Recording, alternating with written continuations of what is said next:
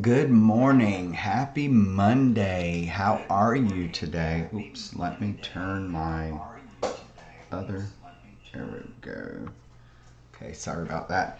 I had my phone laying over here and it started talking to me. So, hey, how are you today? Happy Monday. We made it through another weekend. And, hey, if you're retired, good for you, but some of us aren't. So I'm getting myself together for work this morning. I wanted to quickly hop on here and let's do our morning coffee with Wayne. I hope you missed me over the weekend.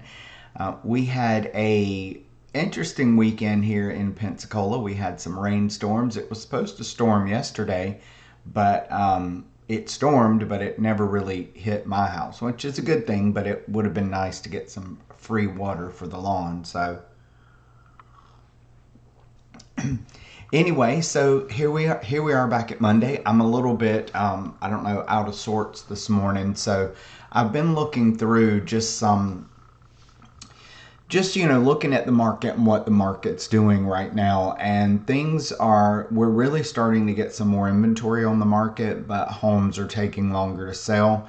So it's not going to be much longer, and this market, in my opinion, is going to flip over to a buyer's market. Now, it's really interesting to me how quickly the market flips. When we were in the COVID era and things were selling like crazy, everything going to multiple offer, and then it was just flip of a switch, boop, pull the reins, let's stop. And I mean, it was almost overnight. It was really interesting. So that always fascinates me, how the market works that way. And you don't really get a whole lot. I mean, the experts do give us some indicators here and there, but you're running along and then suddenly you're not running along. So it's really interesting right now. I have a few listings on the market that are just kind of hanging out there. We're getting some showings, but we're not really getting offers. So I'm seeing that with other listings as well, no matter the price point. Now, the ones that are under 200,000 still are going pretty quickly, especially if it's a nice house in a nice location. So that's something to think of. If you're searching in that price point, you will have a little more competition. As interest rates have gone up, it has slowed people down, right? Because the higher the interest rate, usually the less you can afford, because your monthly payment is going to be higher. And even if you can afford more, some people don't want to be stuck with a higher monthly payment.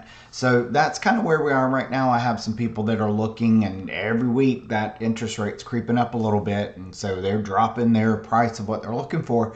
But then unfortunately, you're not going to find the same quality of house at $200,000 that you would at $300,000. It's just where we are in this market. And people keep saying, oh, well, I'm waiting. And I say, well, what are you waiting for? Because prices aren't going to drop so significantly that a $300,000 house is now going to sell for $200,000. It's just not. We're not in that kind of market. We're not in that type of financial situation.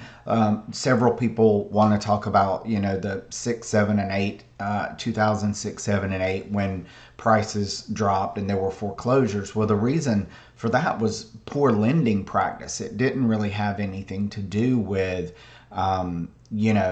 it didn't have anything to do with home prices going up too high or interest rates going up too high. It was lending practices that caused that, and it put a lot of people in homes that they couldn't afford, and so the foreclosure numbers spiked drastically.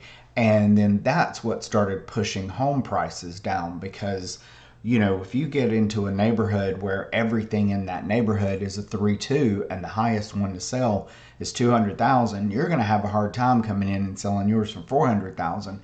Even if you have the upgrades, that's what people don't realize. Your neighbor next door can have a purple house, and yeah, that may deter some people, but if the home prices are stable, that purple house isn't going to hurt you that much. But if home prices are lower and things have dropped because of unstable lending practices and unstable interest rates, then it doesn't matter. The house beside you can be beautiful and your house can be beautiful. But if 3.2s in the area are only going for 250,000, You're not going to get 400 for yours unless you get lucky and you get a cash buyer who doesn't care about an appraisal. So leading into that, that's what I'm starting to see more of now, especially with VA. We're getting more appraisals coming back low, and then we have to justify, where did you come up with this price? And then if the appraiser doesn't agree, they're not going to appraise that home for higher. So that's a couple of things you have to think about when you're A, selling a home, and B, buying a home. If you're selling a home and you're working with someone that's getting a loan, it doesn't matter what kind of loan. Everybody's always like, oh, stay away from VA. No, you don't have to stay away from VA. What you have to stay away from is an agent who doesn't understand how to work with VA and FHA. There's a difference. Not everyone understands VA and FHA, and it's not because they're any less intelligent. It's just they haven't taken the time to learn it. I'm a veteran. I have another team member who's a veteran, and we're very familiar with the VA process, and you do have to understand it. But all the time I see agents list a home and say, oh, we won't accept VA because it won't pass a VA inspection. Well, what do you mean a VA inspection? There's a VA appraisal.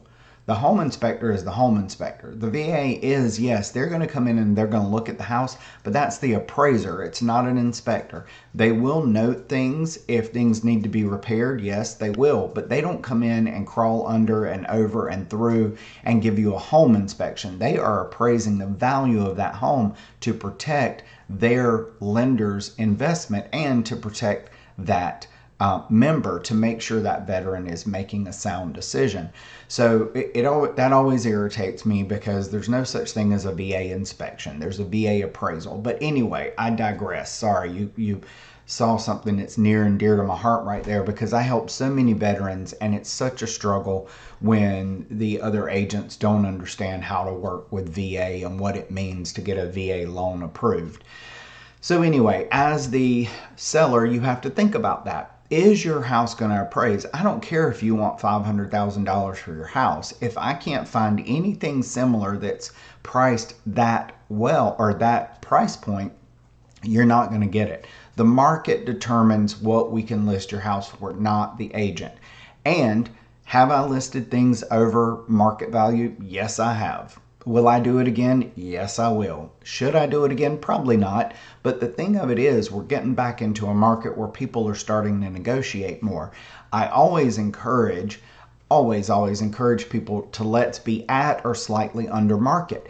But at the end of the day, I'm working for you, the homeowner. The home is not mine. However, if we are over market value, it is going to take us longer to sell, and we are going to get fewer opportunities to sell because fewer people are going to come through.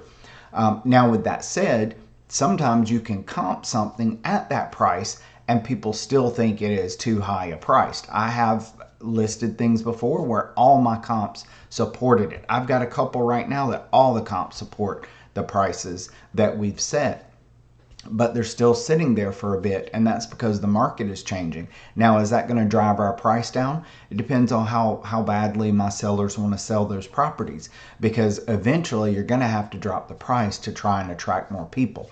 That's just the way the market works. Anyway, so that's what you got to think about as a seller. What is that home going to appraise at? Do we have enough data to support this price? And then as a buyer, you also have to think, you can't go in and offer a crazy amount because you like the house and hope it appraises, because there are appraisal contingencies, and sometimes sellers will ask for a gap.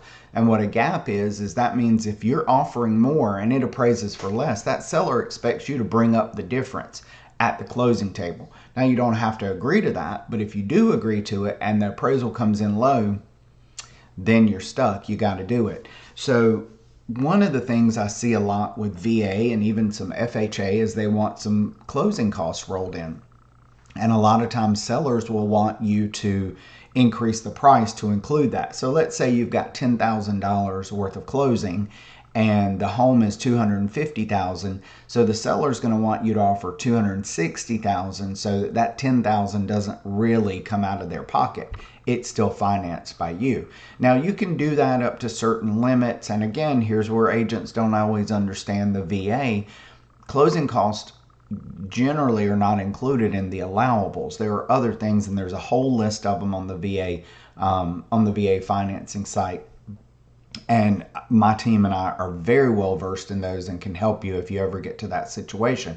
However, that is something you have to think about, because if the home's not going to appraise for that value, then it doesn't matter. You're not going to be able to do that. So always think about that going into it as a buyer. What is your current situation? What do you have in the bank? Now with VA, we don't have to have as much reserves. With a conventional loan and even FHA, they want you to have a little bit of reserves. With a VA, depending on your current situation, you may not have to have any reserves. And what I mean by reserves is how much money you have to have in the bank in case you lose your job. How many months can you make a house payment without a job? And every lender has a little bit different guideline on that, depending on what your situation is, what loan you're getting. So you have to think about that. If you've got some money in the bank and now all of a sudden you've got an appraisal that comes back low and you really want that house and the seller really doesn't want to budge, somehow you guys have to meet in the middle. We have to have what we call a meeting of the minds.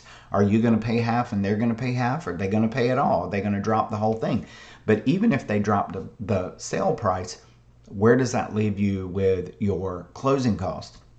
So you always have to think about that going into it. Make sure you talk to whoever you're working with.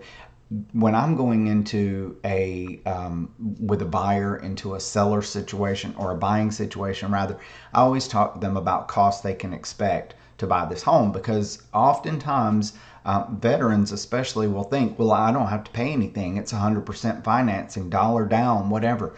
Yeah, but that doesn't include your closing costs. It doesn't include your home inspection. It doesn't include your termite inspection. It doesn't include your surveys. So you still have some costs you have to pay out of pocket. And we have to think about that going into it, because the last thing you want is to get under contract and then realize, oh crap, I need $3,000 for all these inspections nobody told me about, and I don't have it. So you have to figure something out then, because you're under contract, and hopefully you're in a contract that you're allowed to cancel without losing your money. But really, you should know all that before you even put pen to paper. So those are my tips for you today. Those are just some things to think about. Think about appraisals, think about closing cost. All those things factor into it. It's not just as simple as, hey, I want that house, let me make an offer. Okay, they accepted your offer, so now what? So anyway, those are just some things I always like to go over with my clients. Wanted to make sure with this current market, people are thinking about appraisals. A lot of us are really looking at, okay, how are we going to be strategic now with pricing? Because this market is really slapping everybody in the face and slowing things down. So think about that if you're ready to sell your house. If you want more than your home is worth, you missed that train, right? You missed that already. That COVID period is over. Buyers aren't doing it anymore. And not really even because buyers don't want to. It's because interest rates have gone up and buyers can't afford it now. It's really pushed their buying power down. So just think about that. And if you're ready to have a serious conversation about listing your home, of course, give me a call. Even if you're not here, if you're not in the area, I can help you find an agent in your area. But also, I don't mind giving you a few questions that you should be asking. People ask me questions all the time. Some of them I know and I've heard and I'm ready to answer them. Every now and again, I get something thrown at me and I have to step back a second, go, wait a minute, help me understand what you're asking me so I can understand how to respond to you. So that's normal. It's an interview process, right? You don't have to just hire the first person that walks through the door. Now, if you want to, that's fine. Hopefully I'll walk through first. But anyway, so that is my real estate information today. So I hope you have lots of good things planned for today. I hope the weather is nice for you and you can get out there and enjoy yourself wherever you are, whatever part of the world you're in. This week we've got Bands on the Beach coming up tomorrow at Pensacola, so hopefully the weather's nice for that. If you're out there and you see me, wave, say hi. I'm thinking about going out there tomorrow just to get out for a little bit. But anyway, so have a great Monday. If you need me, please do call me. Always remember, wherever you go, whatever you do, always, always, always be you. And I will see you tomorrow. Have a good day. And I'm going to say bye now. Bye now.